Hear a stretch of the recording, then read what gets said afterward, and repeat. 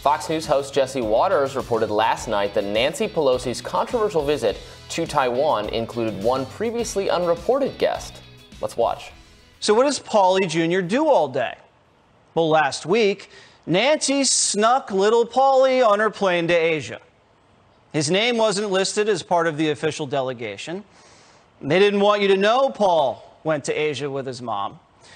But if you look closely at the photos, there he is. Paulie P. Jr., about as unqualified as Hunter, with all the big dogs there in Asia. And if you thought Hunter Biden's business deals were shady, just wait. Paulie Jr. is on the payroll of 2 lithium mining companies. And Asia just happens to be a lithium gold mine. And Taiwan just happens to be a world leader in lithium battery production.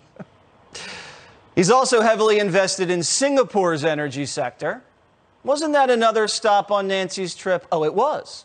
So obviously the implication being that, and we've been trying to come up with a reason for this visit, because it seemed counter to the Biden administration's foreign policy desires. They didn't really want her to do it. She did it anyway. We don't know why. We're trying to come up with a reason. So one reason could be that, you know, it's good business, good money for her family, for her son, in his business interests. Doesn't sound totally implausible, to be frank. It could be. Lots of things could be.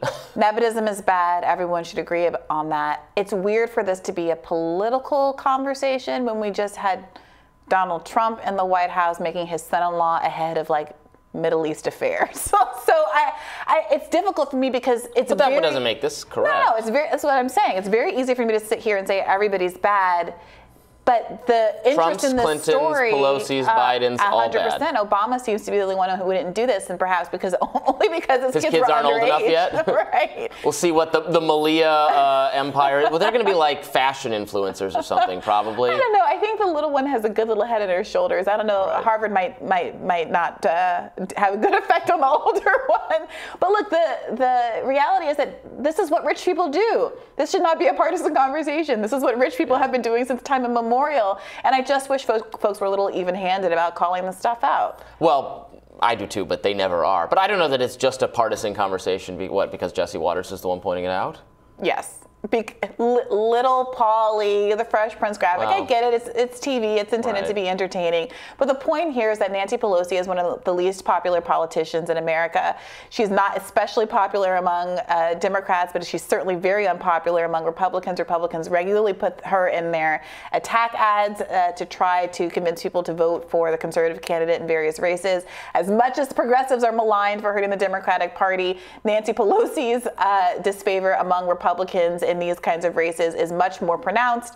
And I get why you want to go after her and knock your socks off. If it turns out that there is some, nepotism or bad behavior here, that he should have been disclosed, that he was riding on a government-paid flight for his own personal, whatever they can dig up, I don't give a fig. You're here for it. Doesn't matter to me. I just wish that the same people who did this were even-handedly also criticizing what Donald Trump and every other rich person since time immemorial has done. All right, sure. Well, the House Speaker is facing criticism for this apparent verbal gaffe she made while speaking to NBC News yesterday about her visit to Taiwan. Let's check it out. We still support the one China policy. We go there to acknowledge the status quo is what our policy is. There was nothing disruptive about that. It was only about saying China is one of the freest societies in the world. Don't take it from me. That's from Freedom House. Let's talk a little bit. Democracy, courageous people, and it just, I don't know why it is, except there's some commercial interests who would like to diminish the relationship.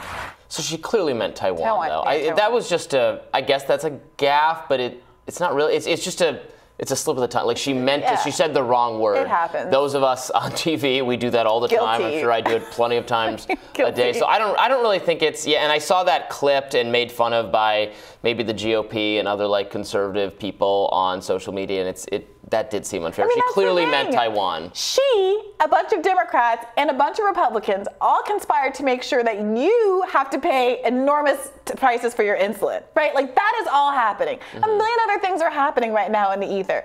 They're passing something called an Inflation Reduction Act that has nothing to do with inflation and gives out millions in tax cuts to the fossil fuel industry while you're still paying zillions at the pump. All of this is happening, but so much if the discourse is caught up with, oh my gosh, Nancy Pelosi mixed up her words.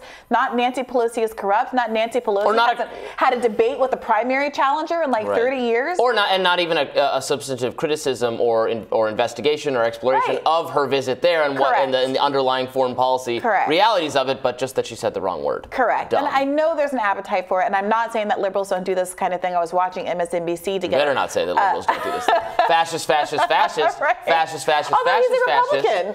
He's a Republican on MSNBC. Of course. Because that's what is there any other kind? Right. MSNBC is the home for never Trump Republicans. It's ridiculous. I couldn't fight my way on there with the amount of weapons that Biden sends to Ukraine. Ooh, but conservatives can get on there just by saying, hey, I don't like Donald Trump. Yeah. So this is where we are. And I really, really, really wish people could keep their eyes on the ball.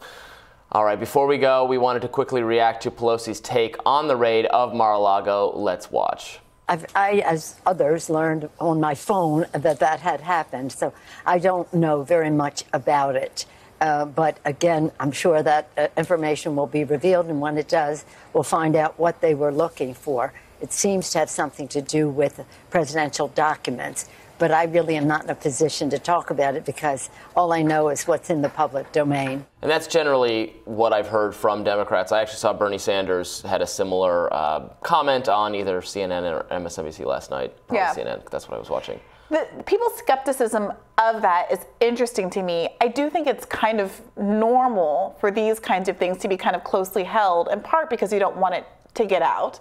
Yeah, I don't know why. I don't necessarily think Nancy Pelosi would have known. Yeah, that seems very plausible to me. Whether or not Joe Biden knew, I also don't think is implausible. If information comes out to the contrary, then we'll learn about it. But also, I think Merrick Garland and Christopher Wray knew. Yeah, but it also doesn't get to the bottom. Just because X, Y, or Z person knew didn't mean that it was necessarily politically motivated. So I think the jury's still out on that. We just have to find out what the basis of the warrant was and what was actually uncovered in the search. All right, well, we'll have more Rising right after this.